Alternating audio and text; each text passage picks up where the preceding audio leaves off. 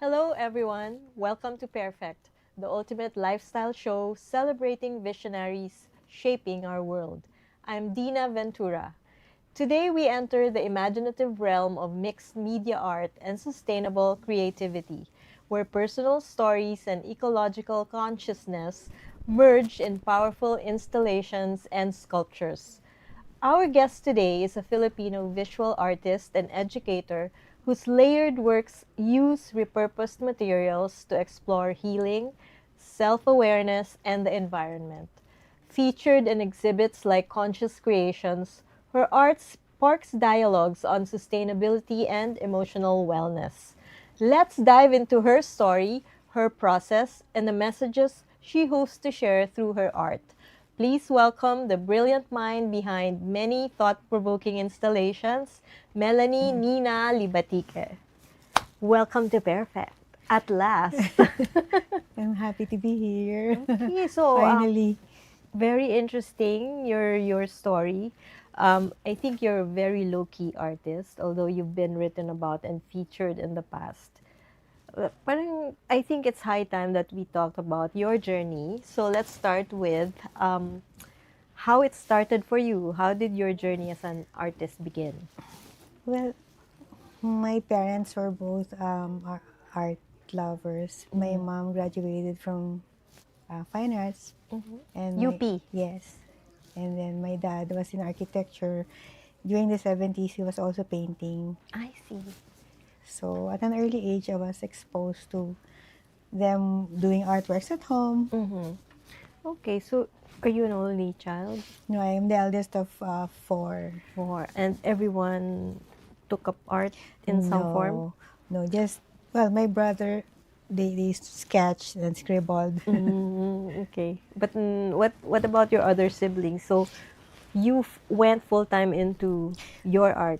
First, I took up SPED in EP. Special education. Yeah, special education. And then I taught for a while in preschool. After that, I figured maybe it's better for me to take another course like child psych so I can understand my students better. So I went to study counseling psychology. And then when I reached the thesis stage, I said I wanted to blend a little counseling psychology with art. So I went to UP Fine Arts to study fine arts in sculpture. There. A whole course. I had to go back and finish from first year to fourth year. Okay. And finally I graduated in sculpture. In sculpture. Yes. Why sculpture? Well, I have this affinity for like solid three-dimensional things. Three-dimensional things. Yes. Okay. Like, And is there like a preferred material that you use? well, during our stint in fine arts, we were exposed to like wood, stone, plaster, metal. So we had to go through clay, of course, clay. Yes. Our teachers had us experience all of those materials. Okay. So you chose, you can work on any medium. Yes. Okay. But you prefer Well, it wood. depends on the clients. Like, what if they want us to commission? So Yeah, so okay, let's go into that later because I want you to talk about a sculpture you made for the Sigma Delta later on. But let's talk first about how you incorporate your themes of healing and ecology into your work. So, how do you decide what stories or issues to explore in your pieces? Um, for the ecological or sustainable part, like, well, I was exposed to this like advocacy in Miriam College where we're supposed to care for the environment. Yes.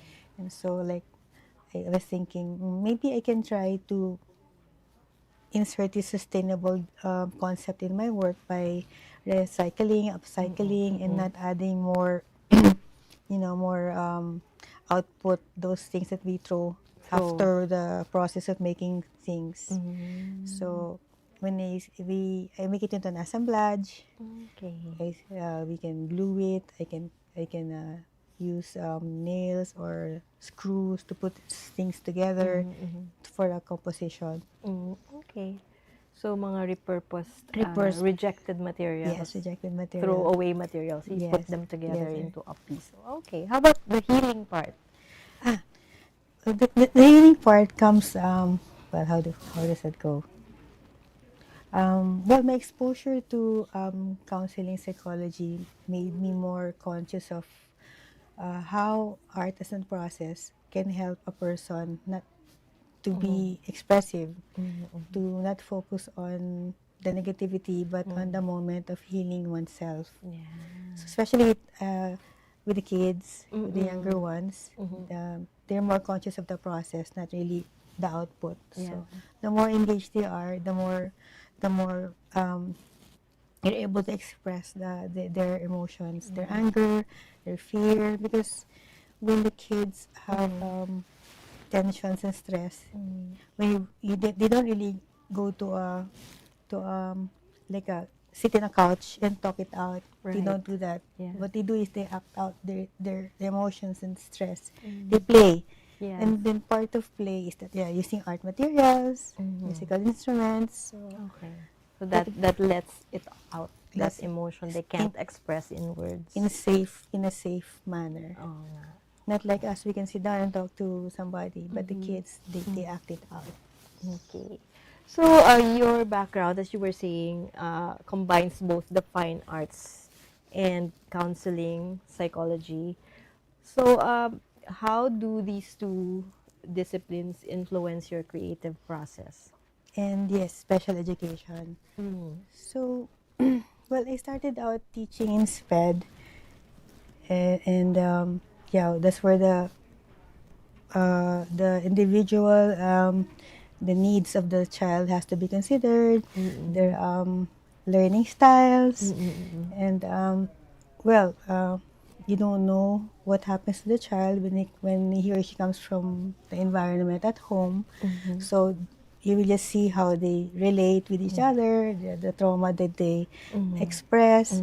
You don't really know, so you have to be like more sensitive and more accepting with the way the child is. Accept the child as he is when he comes in the classroom, and then try to make a safe environment for him. And then one of the safest thing is to use play and art.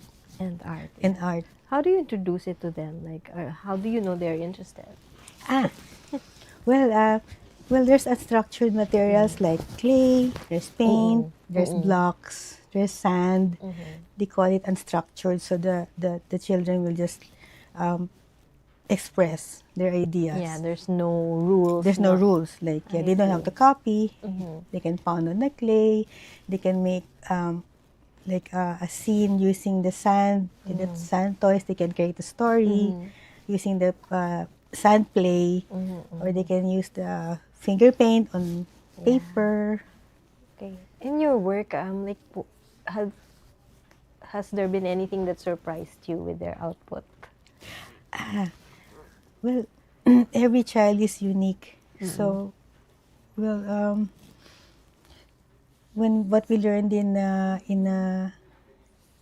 training in counseling psych and dealing with the kids is every moment is precious. Every child is unique, and you have to be authentic as an adult, and you have to accept the child, respect the child, let the child lead. Yeah. You let the child lead you to what he or she needs to happen at the moment, and let the story unfold. Okay. At a certain point, you just have to listen and watch and wait. Okay. So that's it really takes a certain mindset to do that, right? Yeah. To not be in control of everything. Yes, that's the word. Yeah. It's unstructured. It's not to be in control for that specific technique. Yeah. Okay. Yung child-centered. Education. child-centered, yes. Okay. Well, you told me earlier that you worked with, let's go back to sustainability. So you worked with recycled and found materials. What role does sustainability now play in your art and in your life? I, well, one thing I can mention is that it made my life a little simpler. Okay. Well, looking back at what happened during COVID, Mm. when I realized that you don't really need so much. Like one shoe or two shoes is okay A for, pair or two, tama. yeah, going to the grocery, to the market, drugstore. Before, like, you have 10 rubber shoes. Oo nga. Like, yeah. But now it made a little simpler. And then you can repurpose. You can be more organized and mindful of what you can do with a little. Yes. But are you saying your life was not like that before COVID? Well, Before the pandemic? well, well, um, well, as an artist, you tend to accumulate so many things. Uh-huh. I need this, so I'll keep it. So it's like it's going to grow in a pile, and then there's wood, there's plasters, everything. And then Right, right. I talk to most of my friends, and they're all like that. They call themselves basurero, basurera, Collecting collecting. possible Yeah, materials. possible.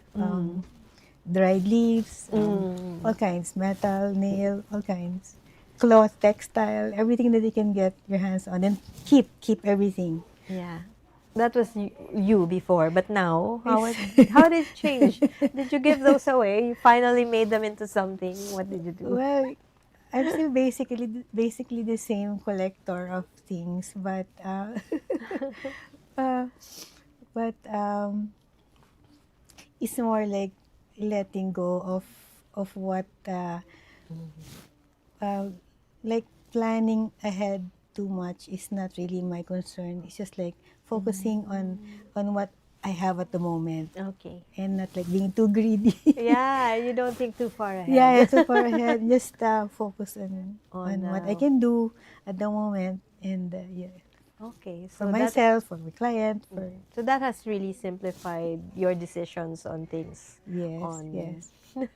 okay. Being more mindful of Oh nga, yeah. That's basically it, right? Yeah, you just have to be more mindful. of yes. Oh, for me, I think it has. I mean, I think that really has something to do also with your work with children.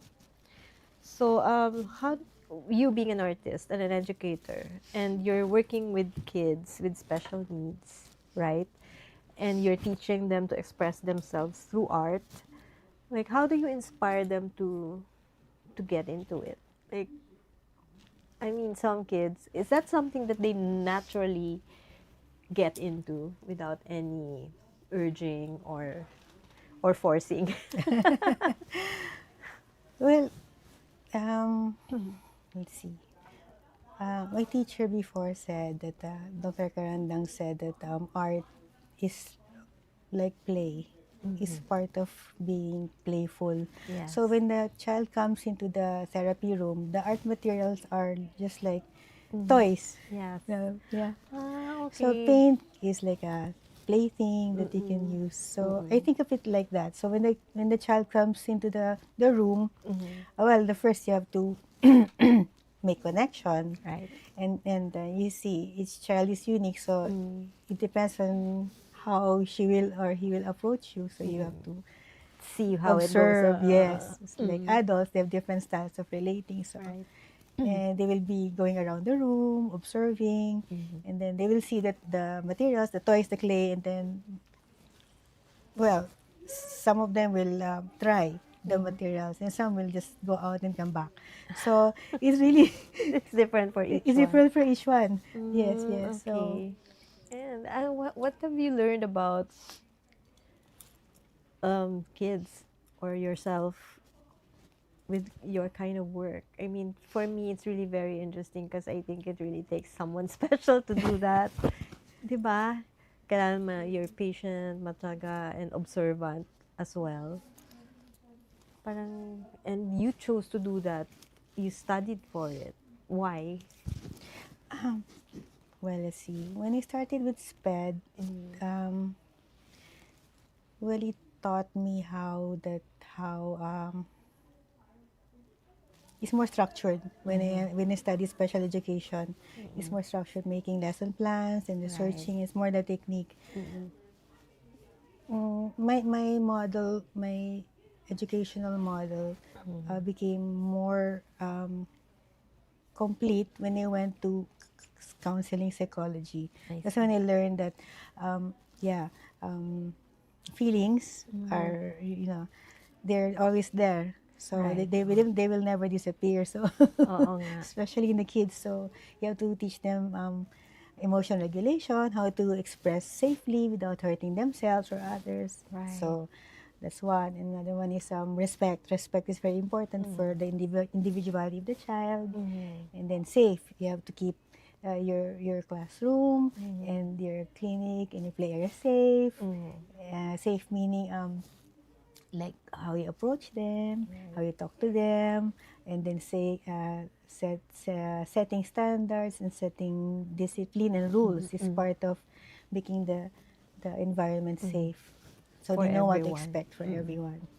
I see. So I learned a lot when I went to counseling. And then when I finally went to fine arts, that's when the model became really more complete. I see. Okay, so let's get into that in a bit after, let's pause for a bit for a commercial. And this break is brought to you by Meralco, ang liwanag ng bukas. SM, we've got it all for you. Union Bank, it starts with you. Usapang OFW is the show that honors the journeys of our modern-day heroes, our OFWs. Join Chingmi Fernandez, John Dodson, and Rafi Ayang every Tuesday and Thursday at 3 p.m. to hear the real stories behind the sacrifices. Watch it live on Daily Tribune's Facebook page, Tribune Now on YouTube, and Daily Tribune Official on TikTok. Want to hear from thought leaders shaping our world? Straight Talk with Chito Lazada and Ted Montalibano dives into leadership, politics, and business every Wednesday at 10 a.m. Catch conversation live on Daily Tribune's Facebook page, Tribune Now on YouTube, and Daily Tribune Official on TikTok. Ready for the hot takes on today's biggest issues? Hot Patatas with Vernon Velasco and Carl Magadia delivers the news that matters. Every Monday, Wednesday, and Friday at 3 p.m. Tune in live on Daily Tribune's Facebook page, Tribune Now on YouTube, and Daily Tribune Official on TikTok, where the real talk happens.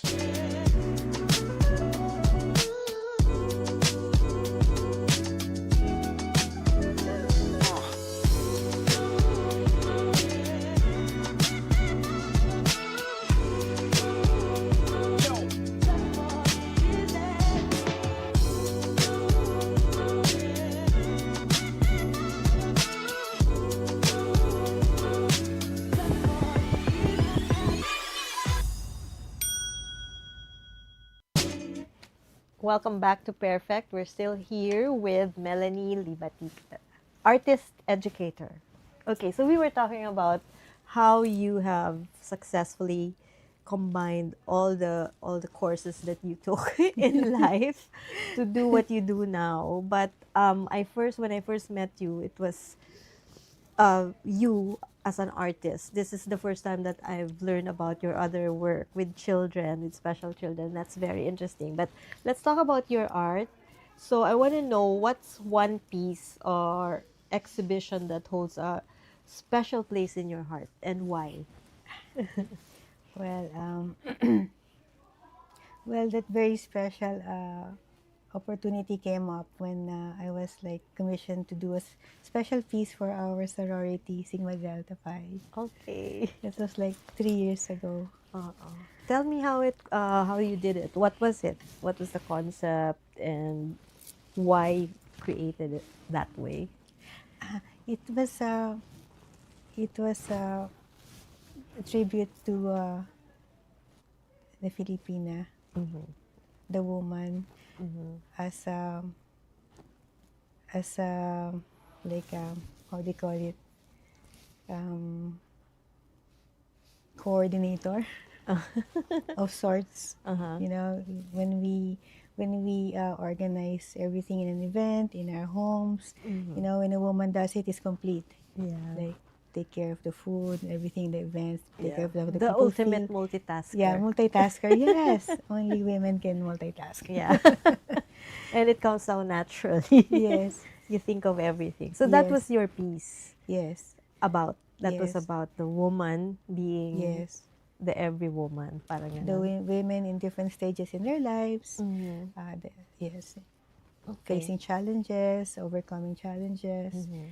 and then it's the name of the piece is Tagapag-ugnay. So there, that was the Tagapag-ugnay. name that was given to it. Yes, very nice. And anybody who wants to see the piece can go to UP. And where is it na nga nakalagay? It's near the UP Press. Okay, okay. So that's something to look out for when you're in UP Diliman. Okay, so that's like art is sort of like storytelling, diba? Kasi you create a piece that tells a story. So how do you approach the balance between personal storytelling and a broader social or environmental commentary in your art? Um, well, for example, I'm making a piece about Mm-hmm. um, lately my series, the series of works that I've been doing is about like feelings, and I focus on one word and then I put it in one creation. I should have brought a sample. Oo nga. You have pictures. Maybe we can show it later. Yes, Okay, I so sent the you're working pictures. on emotions, feelings, and you're making feelings into solid form. Yes, through mixed media. And then I Okay. put toys because Mhm. I think that when the the younger ones, the children go to exhibitions so they can relate with the artwork. So I put Galing. toys. I Okay. hope they're in the Oo. Okay. sample photos that I brought. Sige. Alright. I want the children to relate to the art. Oo. So parang ano, yung, di ba there's this movie that is about emotions? Yes, Manood mo yes, yun? yes. Part 1 and 2. Oo. Yes, So parang ganon, like, yes, you focused on one emotion and created a piece out of it. yes. How many are you doing? How many pieces? Um, I think there's more than 20 already, 25. Okay. We have that many feelings ba? Ganon. Well, many words like that Uh-huh. can, That like for can relate example, to feeling. create, Mm, imagine, okay. accept, or peace. I want Okay. these things to be relatable, especially to the younger ones, and Mm-mm. teach them how to regulate their feelings. Okay. So you have the youth in mind, the children in mind when you were making this. Yes, and the child in the person. Okay. Very nice. Okay. And I I'd find love to that, see that. yeah, it's there. Okay. So in your work, what challenges have you faced in pursuing the path that blends art, education, and advocacy? And how did you overcome any of those challenges? The challenges, well, let's see. At first, well, there's so many things that you can do. Mm-mm. That's one challenge, and then there's like limited time. Yeah. Um, so, like, you want to learn more things, Mm-mm. but you have to set aside and do what you can do at the moment. Ito lang yung materials ko, this is what I have, and then this is my focus for right now, and then maybe next week or 2 weeks from now, I can do Another one. another one or learn a new process. So Okay. that's what planning and then setting aside time, and yeah, because I also teach, and Yeah. yes. Okay. So parang you have to like sort of manage your creativity. Yes, there's so many things to do. Eh. Oo. The same problems like all my other artist friends are saying. They want to learn so many techniques, so they share, and then but yun. You can only do so much at that Yes, moment. at the I get it. moment. Oo nga, okay. Same with like, I guess with writing because Yes, sometimes ideas just true. fly and then you can only really do one thing at a Yes. time, di ba? Anyway, For the writers now. yeah. So, in a world full of visual noise, how do you ensure your art resonates with people on a deeper level? Mm, let's see. Hmm.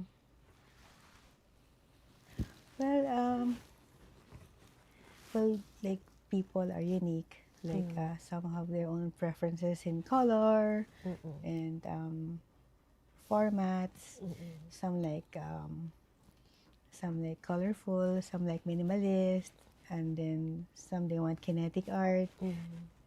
So maybe at different points in their life, they collect different types of paintings in their homes. So um,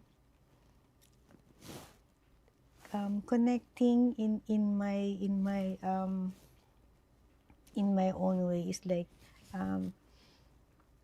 trying to express what I think is important at the moment. At the moment, what I'm doing. So Okay. I wish my art to be relatable to the younger ones. Yes. So It's like part of art education.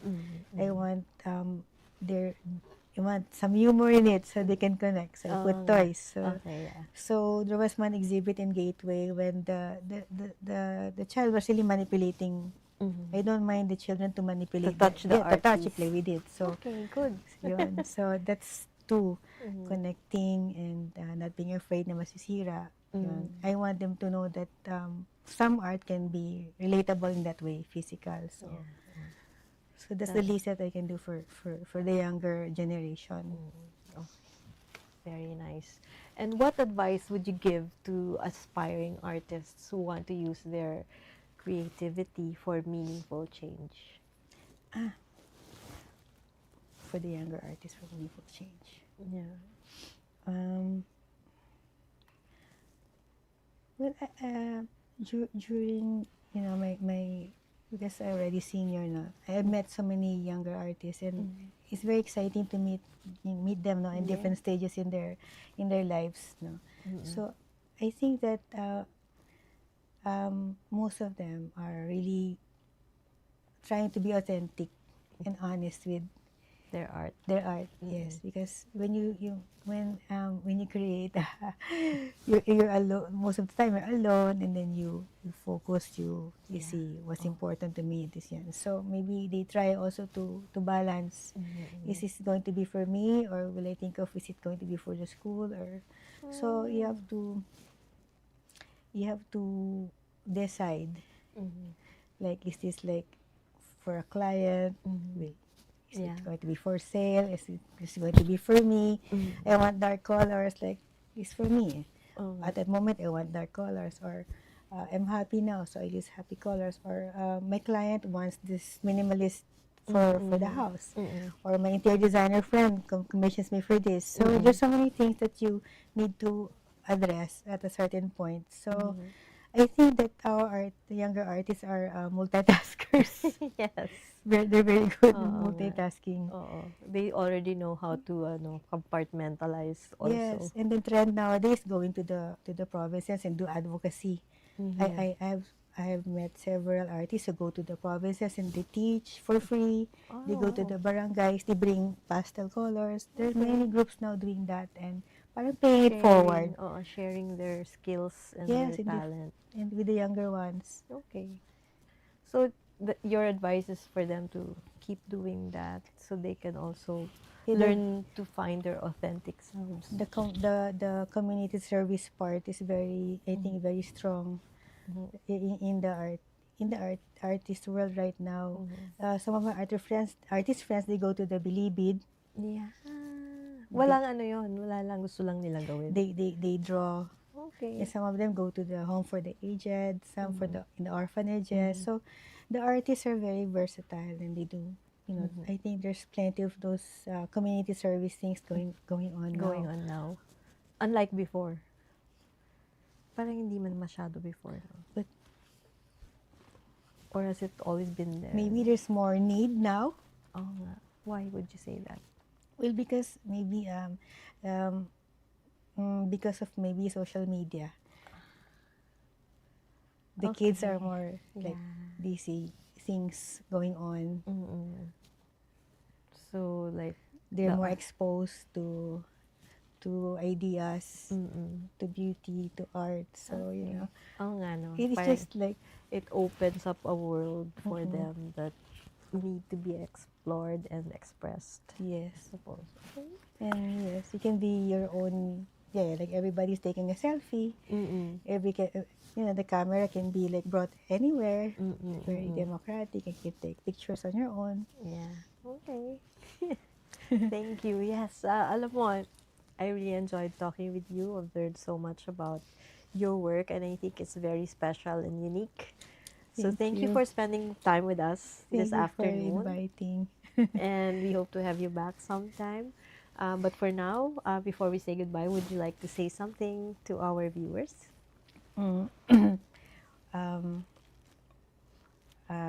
Thank you for supporting the artists, the younger ones, and the community is a very important place for the artists, and they're all doing their share in part of educating the younger ones for the next generation. Okay, so let's continue to support the artists. The artists. Okay, so thank you, Melanie, for joining us today on PairFect.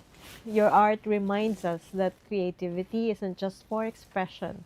It's a tool for healing, for awareness, and for shaping a more mindful world. Through your layered works and thoughtful storytelling, you've shown us how discarded materials and inner reflections can come together to create pieces that are both beautiful and meaningful. To our viewers, we hope Melanie's journey encourages you to see the world around you and within you as full of artistic potential. This has been PairFect. I'm Dinah Ventura. See you in the next episode.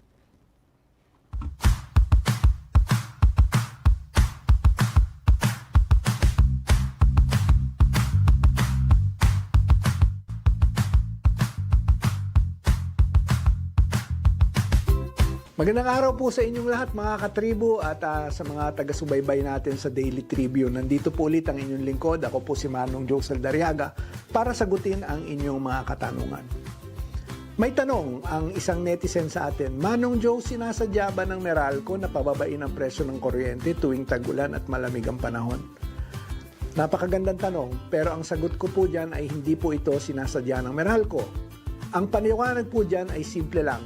Ang cooling appliances tulad ng aircon, electric fan at refrigerator ay madalas may pinakamalaking contribution sa monthly bill po natin sa bahay.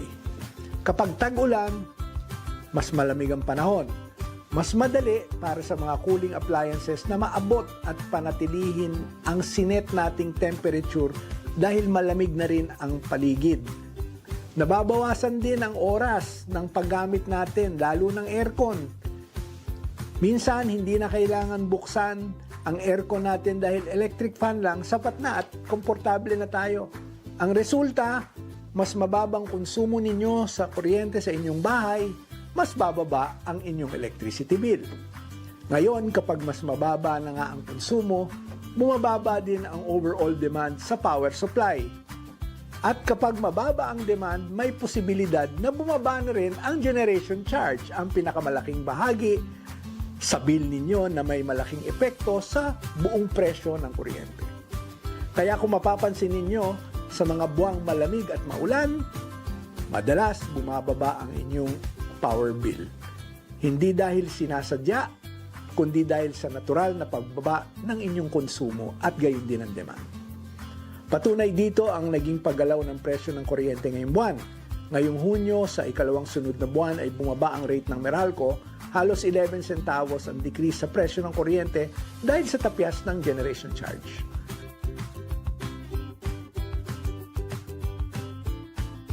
Sana ay naliwanagan ko po kayo sa aking explanation na ito kung bakit mas mababa ang inyong electricity bill tuwing tag-ulan o rainy season.